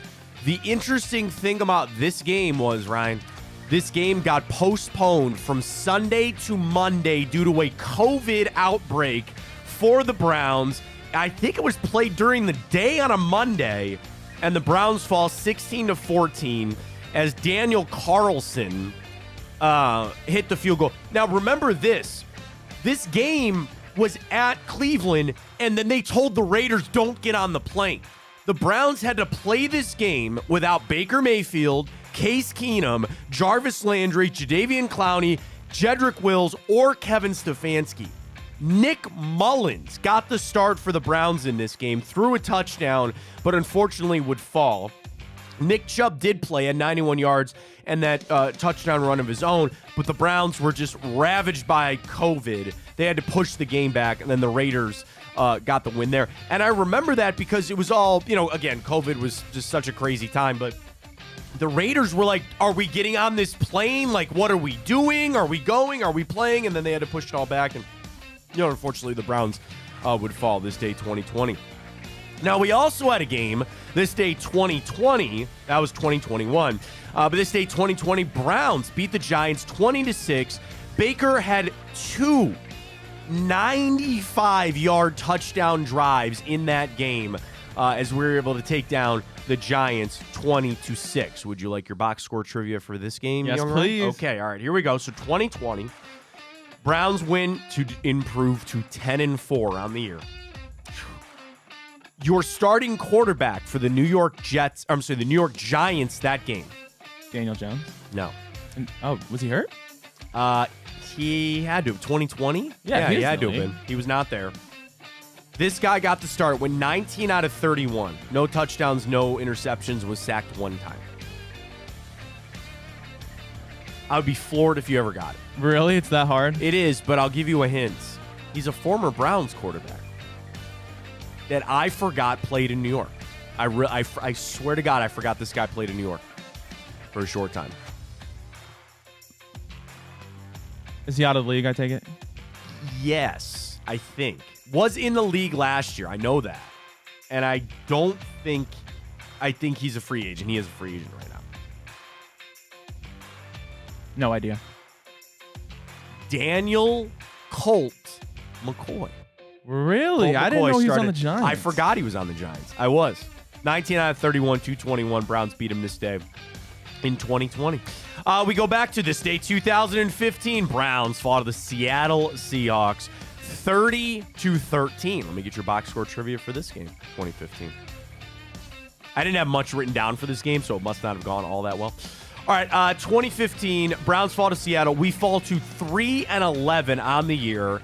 Starting quarterback for the Cleveland Browns that day, Johnny Manziel. Yep. 19 out of 32, 161, a touchdown and a pick. Russell Wilson threw for 3 touchdowns in that game. This might be a really hard one for you. Who did 2 of those touchdowns go to for the Seattle Seahawks? Okay. Tyler Lockett had Doug Baldwin? one. Doug Baldwin! Yes, is that yes! it? Woo! Wow! Yes! Yes, sir. Doug Baldwin! Dougie Buckets, How bro. the hell did you Dougie pull Buckets. that out? Dougie Buckets. Yes! Dougie Buckets, man. Yes! Wow! Wow!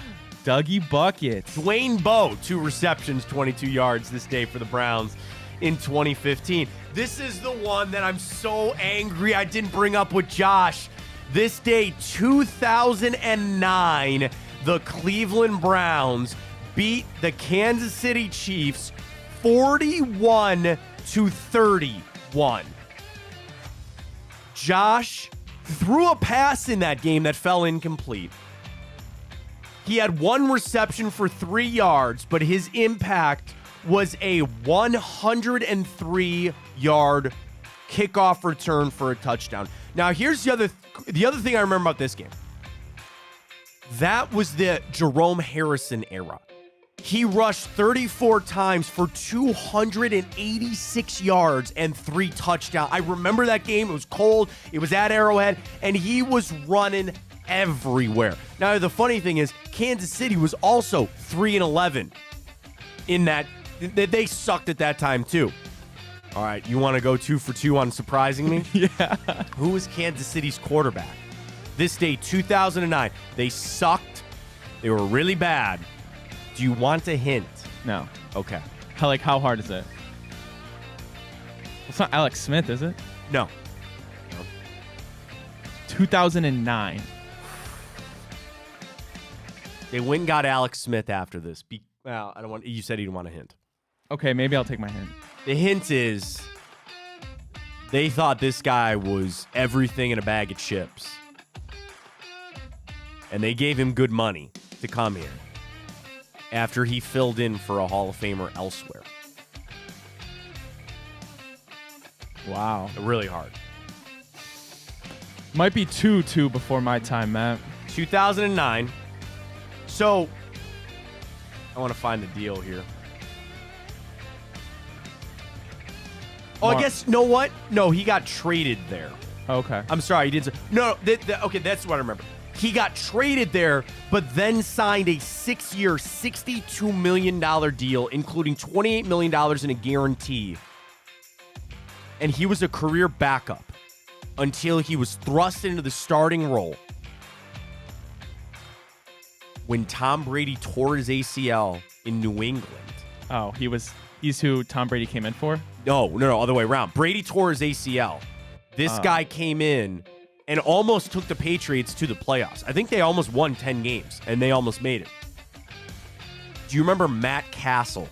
Yeah. Yeah, it was Matt Castle. I do remember him. Remember that? Yep. He filled in for Brady. Everybody's like, oh my God, went and got paid and was garbage there pretty much for the Kansas City Chiefs. I didn't know he stole their bag like that. Oh, yeah, he got paid there. He went 22 out of 40. He did throw 2 touchdowns in that game.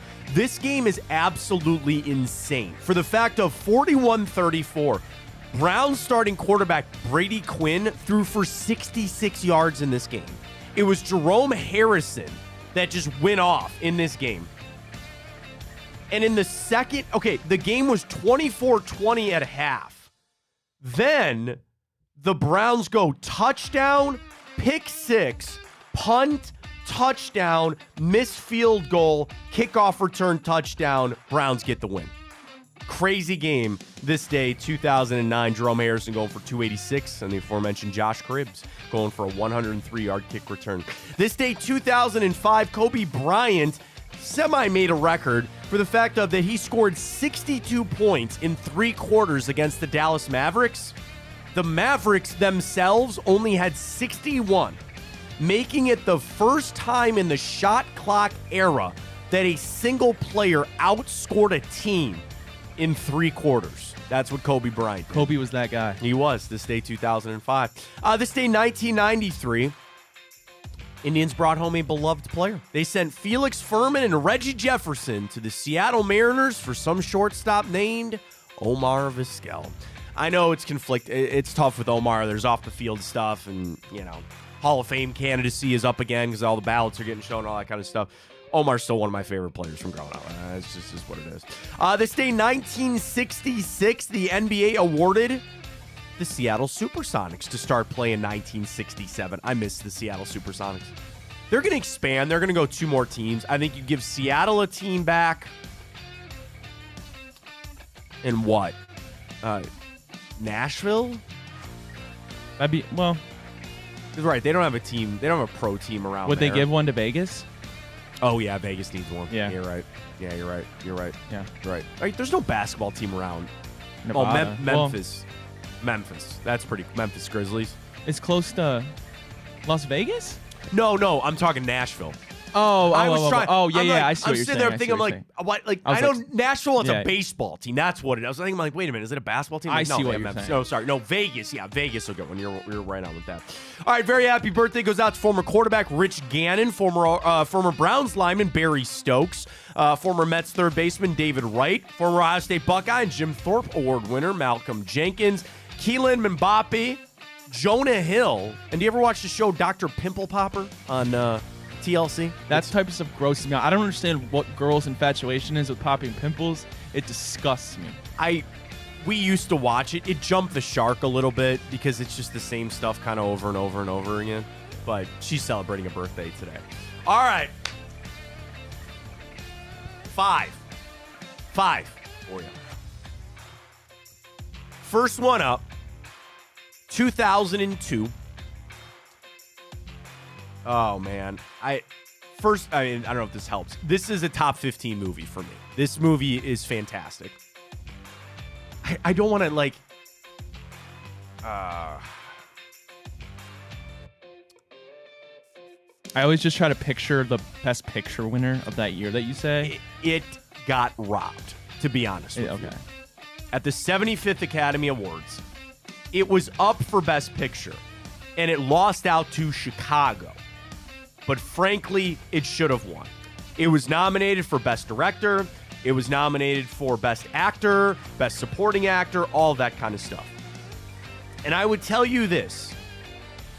Here's hint number one, because I'm trying to navigate. I don't want to just give this away to you.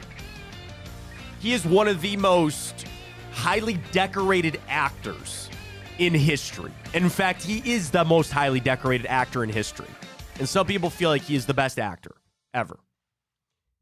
And in my opinion, this was his greatest performance, and he still didn't win Best Actor. Wow, the most decorated actor ever. If you had to guess, or who do you think that is?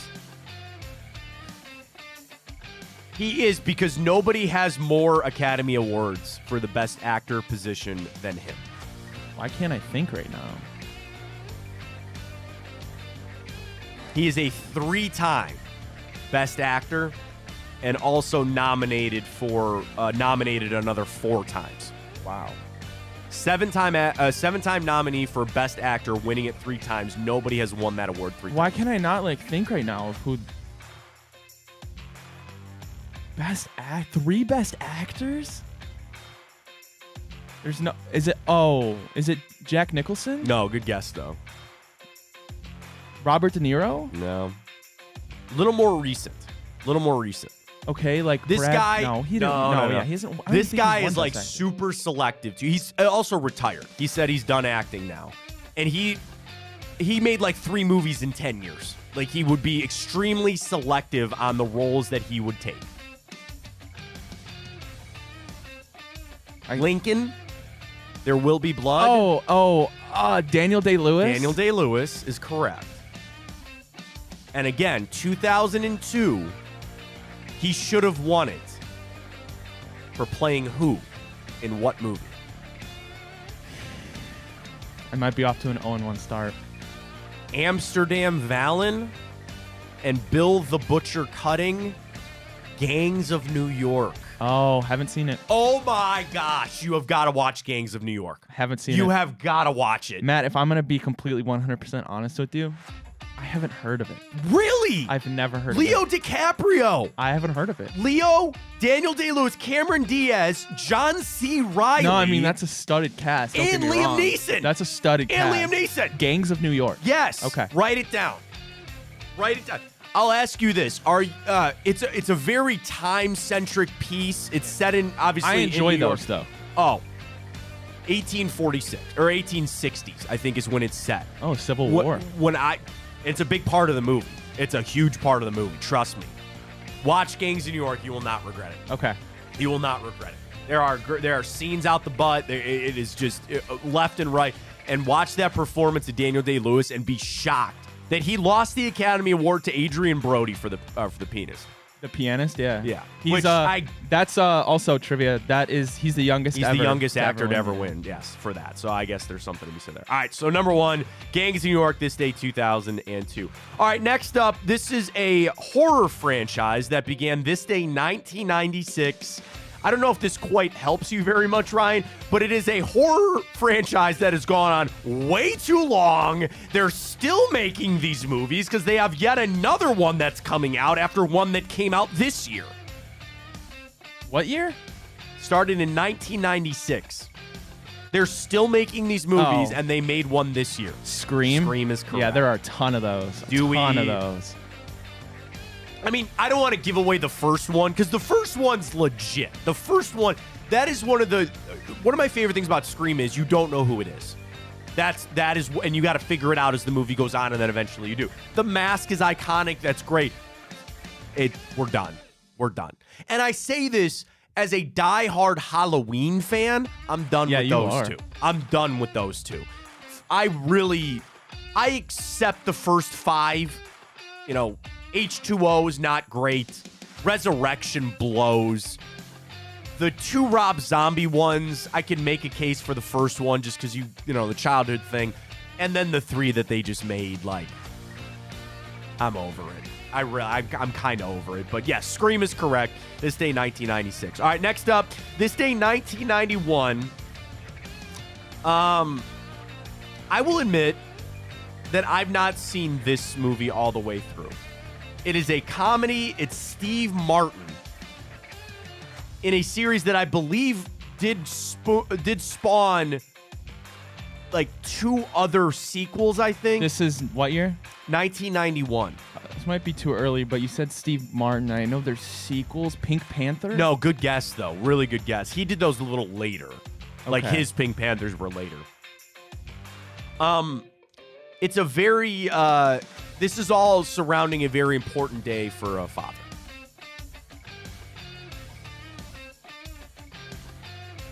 I don't even think I've seen a Steve Martin movie outside of Pink Panther. I will have to deal with this one day. As a father of a daughter, I will have to deal with this one day. Is that maybe?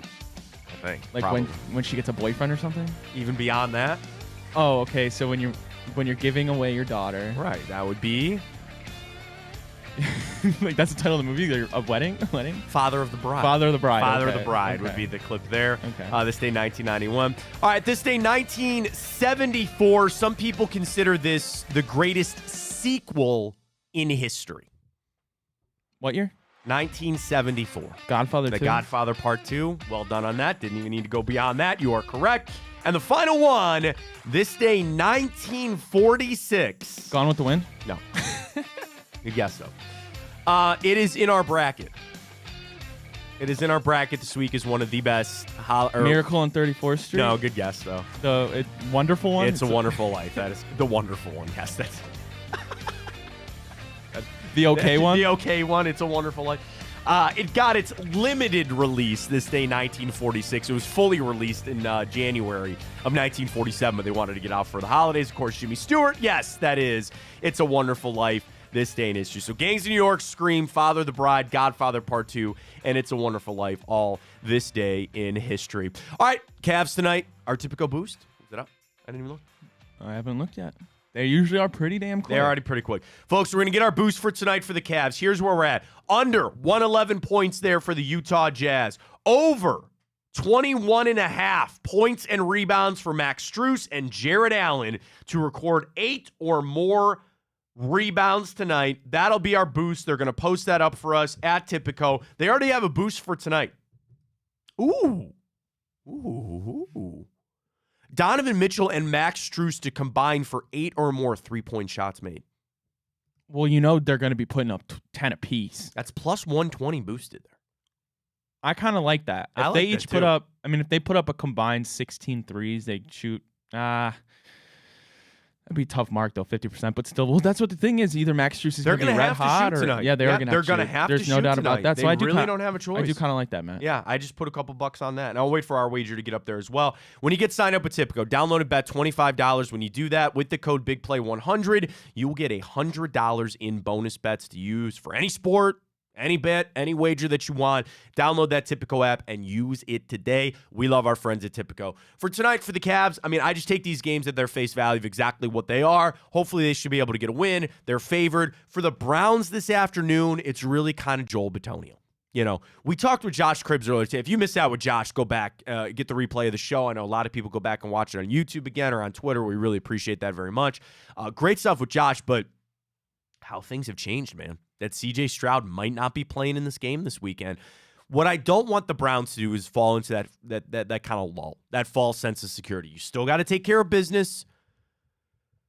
But I will tell you, and I can do this because I'm not in that building.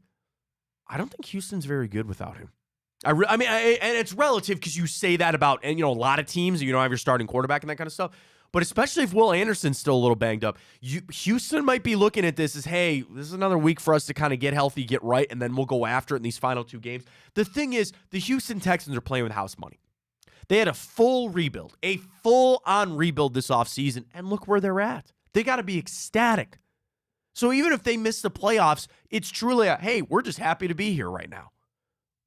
So take care of business, Browns. This is a huge game, though, and I just thought of it. How big of a game is it when you look at in terms of if DeMeco Ryans, if he wins this game, I got to imagine that would vault him into the leader over Dan Campbell for Coach of the Year. Yeah, Stefanski's in that hunt again as we've tried to make that push here on our show, certainly very much. I agree with you.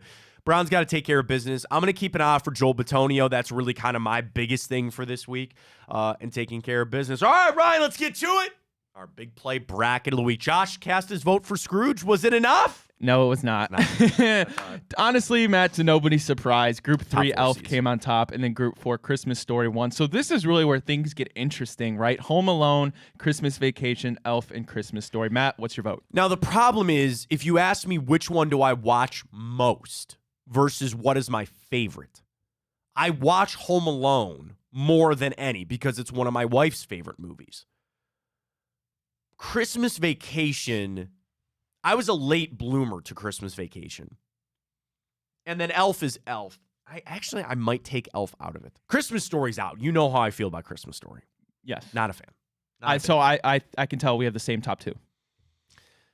But then the question is Christmas Vacation versus Home Alone. I'm going to go Home Alone. Okay, wow. I'm going Home Alone. I'm going to go with Christmas Vacation. That's fine. Yeah. That's fine. I would imagine that they'll be our top 2 vote getters. Yeah. I imagine with that. So we'll do this. We're going to send that right out at Matt Fontana's show. Vote on it there. We'll crown our winner tomorrow. Just for tomorrow, so everybody knows, we're off Friday for the holidays. So tomorrow, we're going to do our Friday show. We're going to make our NFL picks. Sonny's going to join us. I believe Noah Weiskopf now of the OBR. Congratulations to Noah. He's going to join us tomorrow to talk some Browns as well. Potential Houston guest too, but don't mention that. But we'll see. We'll get that all figured out. So we have a jam-packed show for tomorrow. We're going to do a Thursday edition, kind of Friday-ish, if you will. And then we'll send everybody off to the weekend. Till then, really appreciate everybody joining us, folks. Holiday season, we always talk about being thankful for things. We're thankful for everybody that spends a few minutes with us each and every morning here on the show. So we appreciate it. If you're already on your holiday break, enjoy it, relax. If not, we'll be with you tomorrow as well, from 9 to 11, same time. Same bat time, same bat channel. Get it done tonight, Cavs. Feel real good about them getting that win. We'll keep our eye out for the Browns as well. The only other thing I was going to bring up this morning, Ryan, I was remiss. I waited till the end of the show. I found an interesting article this morning. So there was a gentleman. Unfortunately, his father passed away, and he's cleaning out all of his stuff. So he goes into his closet, and he's got a tin in there. A tin, I want to find the exact words of it. So it's out in the Bay Area, San Joaquin Valley. And he goes into his closet, and he starts clearing it out, and he finds a familiar cigarette tin box, like old school tin box in the closet. He opens it, and unbeknown to him, he found near 100 pre-1920 baseball cards.